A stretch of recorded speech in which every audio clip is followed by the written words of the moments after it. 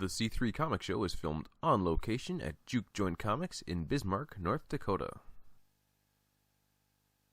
Alrighty, let's get to the news. This week was New York Comic Con, and arguably some of the biggest news coming out of it was the fact that Marvel is planning on canceling the Fantastic Four comic series. That's right, starting in the spring of 2015, Marvel will end the popular comic line at number 645. Now, this may come as a shock to most, but then, who the hell reads Fantastic Four? Now, I have an idea for this. We make a new Fantastic Four movie, and it stars the Black Eyed Peas. Can I get that boom boom clobber in time?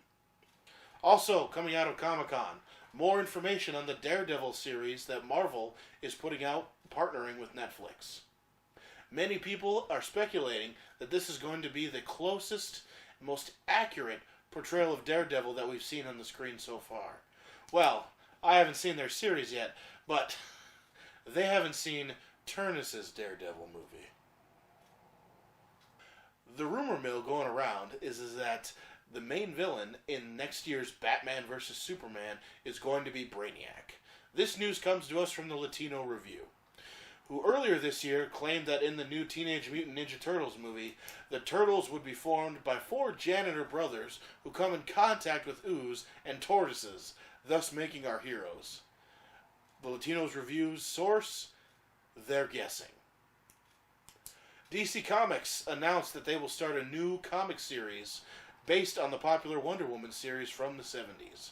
Entitled Wonder Woman 77, it will be $2.99, or you can spin around a bunch of times and summon it.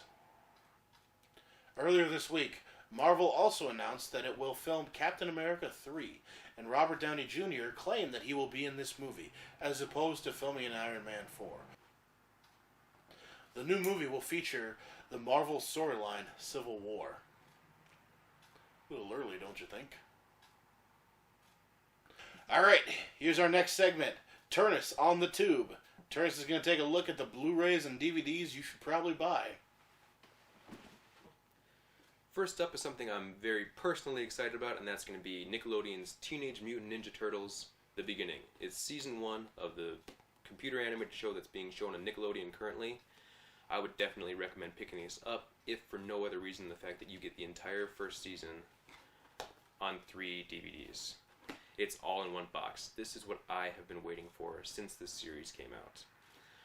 If you're not watching the show and you're a Turtles fan, get on that. This show combines all the best elements of the comics, the 87 series that we all know and love, as well as the 2003 4Kids cartoon show. Definitely check this out. Something else I would recommend keeping your eyes open for right now is going to be Turtle Power, the definitive history of the Teenage Mutant Ninja Turtles. It's a documentary that was released, I think, a couple months ago.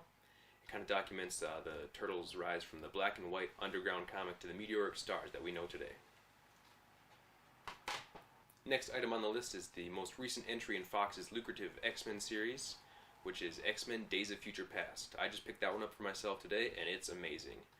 There's all sorts of exclusives going on around too at Amazon, Best Buy. I think Target might even have an exclusive, so definitely check those out. If you're a collector, you're going to have to get them all. That's the rules, I'm sorry. And then last but not least, for all you gamers out there, the one other thing I want to talk about real quick is Mortal Kombat Legacy Season 2. If you're not aware what this is, it's a YouTube series based on the Mortal Kombat games, starring Michael Jai White, Jerry Ryan, a whole bunch of other people. It's basically a real-world Mortal Kombat.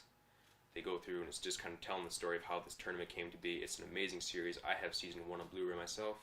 Highly recommend it to any Mortal Kombat fans out there. And that's all I have for this week. It's time! It's time! It's time for Mike to tell you which comics you should pick up. Hey guys, Mike here with some more comic picks for you for the month of October. Kicking things off, The Death of Wolverine, number 4. Is Wolverine actually going to die? Guess you're just going to have to read it and find out. Moving things along. The Fade Out, number 2. Ed Brubaker, Sean Phillips. Probably one of the most underrated books on the shelves right now. If you missed part 1, don't worry. Second and third prints will be hitting the shelves soon. Continuing a Hollywood murder mystery. It's a regular whodunit, as the kids would say. Check it out. Continuing in line with the Monsters variants from DC Comics, Justice League, number 35. Not only does this have one of the coolest covers this month, it's also finally giving us a Justice League story worth reading. Things are going to get crazy. We've got a virus brought to us by a very famous sentient robot, if you will. You'll like it. That's Justice League, number 35. Manifest Destiny, number 11. Now, being a resident of North Dakota, maybe we're a little more prone to plug this one. But so far, from issue number 1, this has been by far one of the best books on the market today. Whether you're a fan of history, you know, giant mutant frogs, man-eating mosquitoes, buffalo tour, this is definitely the book for you. To our friends over at Image and Skybound, you know, variant cover perhaps. You know, not saying you have to, you know, use our store or the show or anything, but I think a C3 Comics Manifest Destiny North Dakota cover would look pretty cool. And if you guys happen to come and visit us, we got 1804, we've got 1806, we've got the Lewis and Clark Interpretive Center up in Washburn, where you can also find a copy of Volume 1 of Manifest Destiny trade paperback. From start to finish, this is by far one of the best books on the shelves today. Pick it up. Lastly, we've got Teenage Mutant Ninja Turtles, number 39, coming at us from IDW. Again, one of my top series. I'm a big fan of the Kevin Eastman art and his involvement with the book. Tom Waltz, and like I said, I always screw this guy's name up, Santalauco, bringing us some great artwork and whatnot. Things are still heating up. The Turtles are back from Northampton, chilling out in April's apartment. Old Hobbs been making mutants left and right. And if you're an 80s kid like myself, you'll be happy to know that a certain skateboarding lizard has made his return. If you're a younger reader, check out TMNT animated series. It follows the show quite well that Turnus was talking about earlier. And keep an eye out this winter for more turtle-related products. That about does it for my picks for this month. We'll see you guys at the stores. Alrighty, kids, that's all we got for today. For our second episode, hey, I hear YouTube's picking us up for a full season order. We're just like Gotham. Anyways, once again, check our show out.